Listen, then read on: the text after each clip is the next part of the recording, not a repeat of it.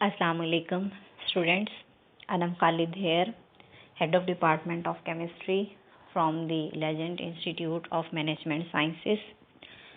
आप लोगों के 6 लेक्चर जो हैं अप्लाइड केमिस्ट्री के ख़त्म हो गए। आज हम लोग 7वां लेक्चर स्टार्ट करने जा रहे हैं। कंटिन्यू करते हैं थोड़ा सा पिछली बात से कि हमने 2 मेथड से हाइड्रोक्लोरिक एसिड बनाना सीखा। पहला मेथड ये था कि किस तरीके से हम हाइड्रोक्लोरिक एसिड को बनाते हैं by using the solution of HCl gas, यानी एक हमारे पास HCl का गैस पड़ी है सॉल्यूशन में, हम उससे कैसे हाइड्रोक्लोरिक एसिड बना सकते हैं। सेकंड पे हमने ये देखा कि एक और मेथड ये भी हो सकता है कि आप हाइड्रोजन और क्लोरीन को डायरेक्टली ऐड कर दें। तो जब आप हाइड्रोजन को और क्लोरीन को डायरेक्टली ऐड करेंगे तो उस वक्त क्या होगा कि उस वक्त भी क्या बनेगी, HCl या हाइड्रोक्लोरिक एसिड बनेगी। आज हमारा टॉपिक यही है, प्रिपेयर हमने HCl ही करना है, लेकिन प्रिपेयर किस से करना है, सल्फ्यूरिक एसिड से। Preparation of HCl from the salt of sulphuric acid. Salt of sulphuric acid का मतलब ये है कि पहले आपने सल्फ्यूरिक एसिड लेना है और उसके अंदर कोई भी आपने साल्ट जो है वो एंटर करना है। वो साल्ट आम तौर पर हमेशा NaCl ही होता है, ठीक है।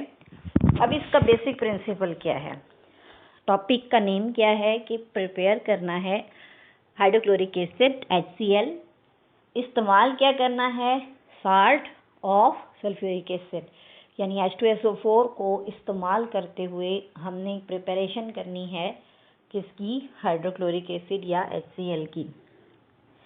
बेसिक प्रिंसिपल क्या है इसका, बेसिक प्रिंसिपल में ये आएगा कि रिएक्शन होता है NaCl और सल्फ्यूरिक एसिड में। रिएक्शन किस किस का करवाना है, सिंपल NaCl, ये जो आम नमक होता है, और उसके अंदर क्या डालना है, H2SO4।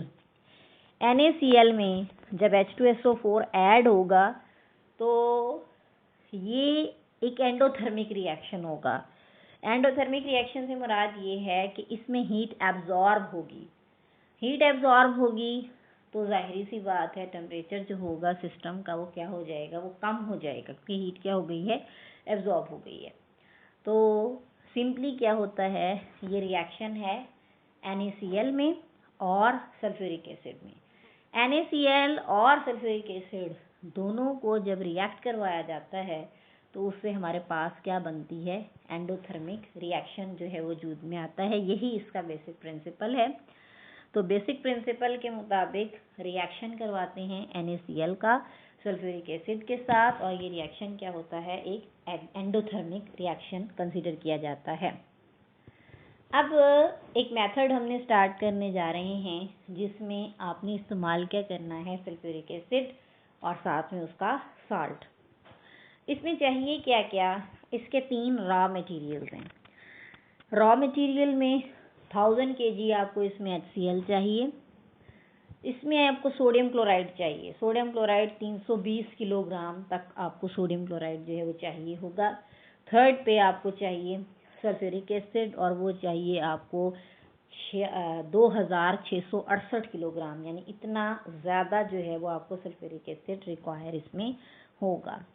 अब ये जो रॉ मटेरियल हैं, रॉ मटेरियल हमने देखा कितनी किस्म के हैं। रॉ मटेरियल जो हैं वो 3 तरह के होते हैं। एक HCl की प्रिपरेशन के लिए HCl ही चाहिए होता है, दूसरा H2SO4 सल्फ्यूरिक एसिड, और तीसरा हमें उसमें कोई भी सॉल्ट चाहिए।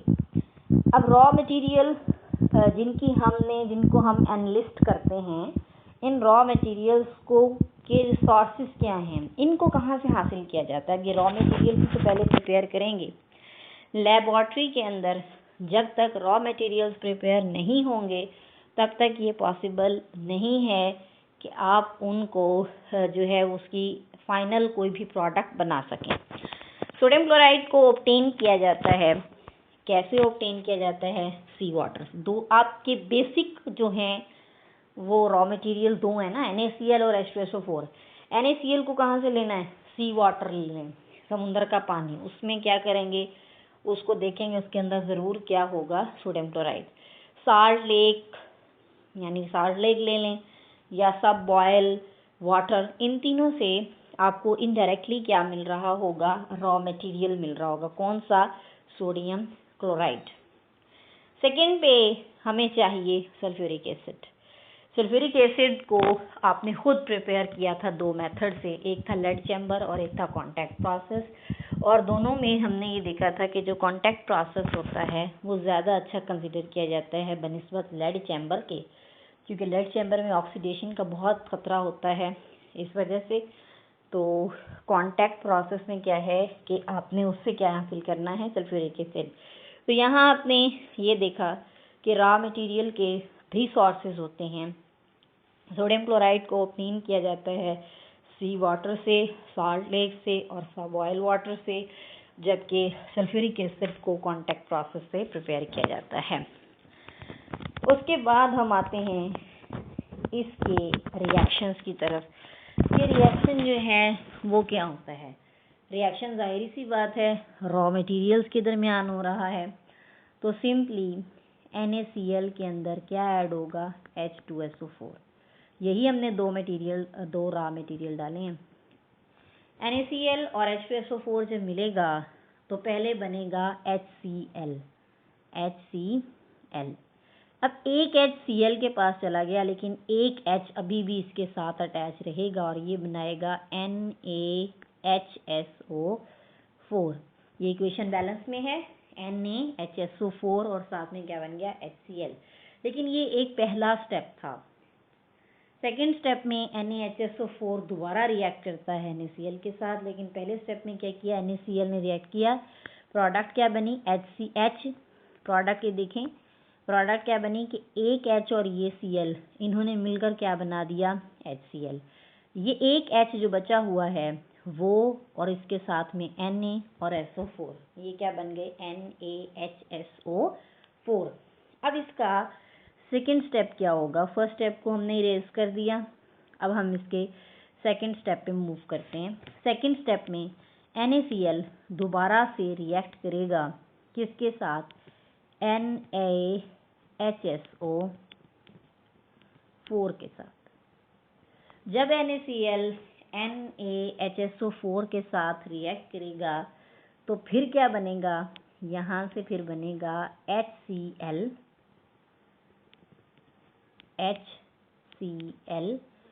और बाकी क्या बच गया? Na2SO4। तो आपके प्रोडक्ट क्या आ गए? आपके पास दो प्रोडक्ट आए, Na2SO4 और साथ में HCl।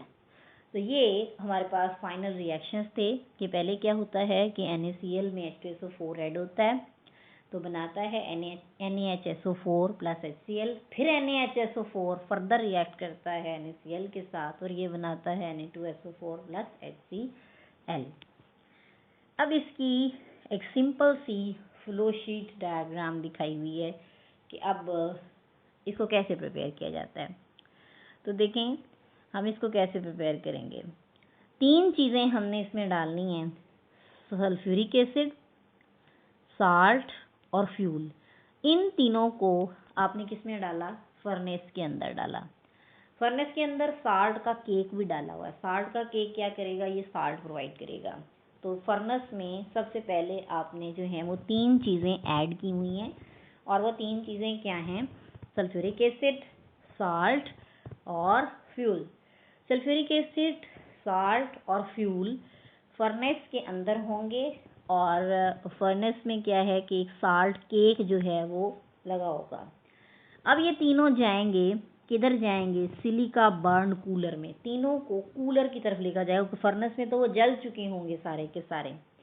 फर्नेस में जलने के बाद उन्हें सिलिका का जो बेड होगा उस तरह के कूलर के अंदर लेकर जाया जाएगा। फिर आगे आएगा cake tower, Coke tower. Coke tower में क्या होगा कि इसमें कोक टावर में H2SO4 डाला जाएगा अगेन, ताकि उसमें खुश्क हो सके। फिर गैसेस एब्जॉर्ब होंगी और यहाँ से HCl बाहर आ जाएगा और जितना भी वेस्ट है वो मूव आउट हो जाएगा और गैसेस को फिर स्क्रबर में भेज दिया जाएगा और स्क्रबर के बाद जितनी भी आपकी एक्सटर्नल गैसेस होंगी वो क्या हो जाएंगी? वो इवॉल्व हो जाएंगी। तो फ्लोशीट डायग्राम को एक बार फिर से रिवाइज करते हैं कि इसमें आपको चाहिए सल्फ्यूरिक एसिड, साल्ट चाहिए, फ्यूल चाहिए। इनको आपने किस में डालना है, फर्नेस के अंदर डालना है सॉल्ट केक की मौजूदगी में। फिर आपने इसके ऊपर क्या करना है, सिलिका की जो बेड होगा उसे कूलर लगाना है और फिर कोक टावर में उसे डालना है और फिर एब्जॉर्बर में, और फिर लास्ट में गैसेस को स्क्रब कर लिया जाएगा। अब हम इसकी थोड़ी सी वर्किंग पढ़ेंगे कि ये काम किस तरीके से करता है। पहला इसका जो काम है वो क्या होता है कि साल्ट और सल्फ्यूरिक एसिड लेना है एक्विवेलेंट अमाउंट में, यानी जितना जितना साल्ट लिया है उतना ही सल्फ्यूरिक एसिड लेना है। एग्जैक्ट अमाउंट होनी चाहिए दोनों की, ठीक है। और उसमें नाइटर केक डालना है, उसे आपने किस में डाल देना है, भट्टे के अंदर यानी फर्नेस के अंदर रख देना है। फर्नेस में 3 चीज़ें रखी हैं, एक साल्ट, एक सल्फ्यूरिक एसिड और एक नाइटर केक। और जो फर्नेस होती है ये फर्दर अटैच होती है एगिटेटर से। एगिटेटर क्या होता है, जिसका टेम्परेचर बहुत ज़्यादा हाई होता है, भड़कने वाला जो फर्नेस होती है उसे हम बोलते हैं कि वो एगिटेटर है। टेम्परेचर जो है वहाँ पर फ्यूजन टेम्परेचर से थोड़ा कम रखा जाता है और आमतौर पर वो टेम्परेचर होता है 843। नेक्स्ट पे हाइड्रोजन क्लोराइड जो है वो इवॉल्व होगी, ठीक है। फिर हम उसे हाइड्रोजन जो क्लोराइड है जो इवॉल्व हुई है उसको क्या करेंगे, उसे कूल करेंगे। कूल करने के बाद उसकी कंडेंसिंग करेंगे। कंडेंस इसलिए कर रहे हैं क्योंकि जितने भी मॉलिक्यूल गैस बन चुके हैं हम ये कोशिश करना चाह रहे हैं कि वो वापस लिक्विड में आ जाएं। तो कंडेंसेशन होती भी यही है कि लेट्स सपोज हमारे पास ये कुछ मॉलिक्यूल्स हैं, ठीक है, ये मॉलिक्यूल्स इवेपोरेट हो जाते हैं, सही है।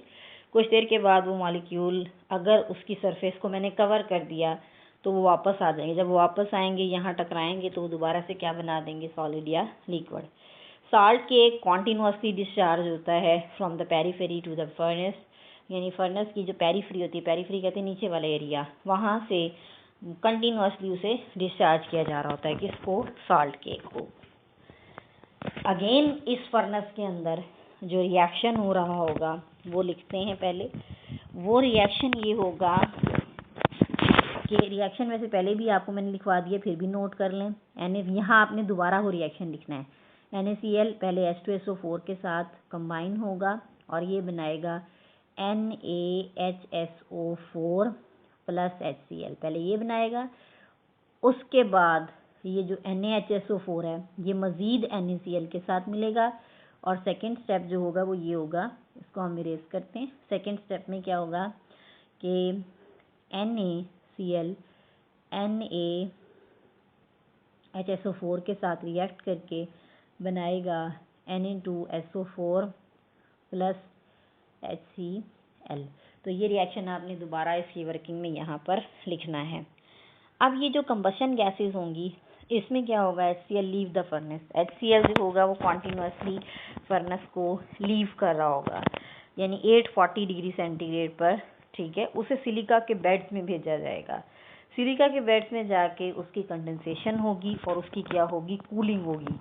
लेकिन उसका टेम्परेचर कितना होगा, मैक्सिमम 38, यानी यहाँ पर कूलिंग पॉइंट लगे हुए हैं। अब गैस कूल हो गई, कूल होने के बाद वो कोक पैक्ड टावर में जाएगी। HCl वहाँ पर भी क्या हो रहा है, एब्जॉर्ब हो रहा होगा। अब जितनी भी इस सूरत हाल में एग्जॉस्ट गैसेस होंगी, एग्जॉस्ट गैसेस से मुराद ये कि जितनी भी फालतू गैसें वहाँ से निकली हैं बर्नर से, उन्हें स्क्रब किया जाएगा, यानी उन्हें स्क्रबिंग की जाएगी वाटर के साथ और वो डिस्चार्ज हो जाएंगी किसमें, एटमॉस्फेयर में। यही इसका बेसिक प्रिंसिपल था और यही इसका जो है वो मेन फंक्शन है। अब इस प्रोसेस की कुछ लिमिटेशन होती हैं। सबसे पहली लिमिटेशन हर प्रोसेस की यही होती है कि अगर ऐसा हो कि ऑक्सीजन जो है वो हो सकता है, नंबर 1 पे ये हो सकता है कि इसमें आर्सेनिक मौजूद हो। हमने इसमें आर्सेनिक का प्योरीफायर तो लगाया ही नहीं है, ना इसमें कोई टेस्टिंग बॉक्स है, लिहाजा ये मेथड कोई फूल प्रूफ मेथड नहीं है, ठीक है, फॉल्ट प्रूफ, सॉरी। और इसके अलावा इसकी एक नुकसान ये भी है इस मेथड का कि इसमें जब फर्नेस का टेम्परेचर होता है वो बहुत ज़्यादा हाईली प्रोग्राम किया जाता है। वो इतना ज़्यादा हाईली प्रोग्राम्ड होता है कि अगर आप उस टेम्परेचर को जो है वो एकदम से फिर कम करते हैं 38 पर, तो ये आपके लिए ठीक नहीं होता। तो ये आपका जो है स्टूडेंट्स वो आज का लेक्चर था। तो इसके आपने जो है वो नोट्स बनाने हैं, क्योंकि अगले ही जो अब हमारा अपकमिंग लेक्चर आ रहा है उसमें हमारा HCl इंशाल्लाह ख़त्म हो जाएगा। तो इसके नोट्स बना लें ताकि उसको आप जो है वो फर्दर सीख सकें। तो इसको डिस्कशन क्लास में फिर हम डिस्कस भी कर लेंगे। And thank you so much students. Okay बेटे, अल्लाह हाफ़िज़।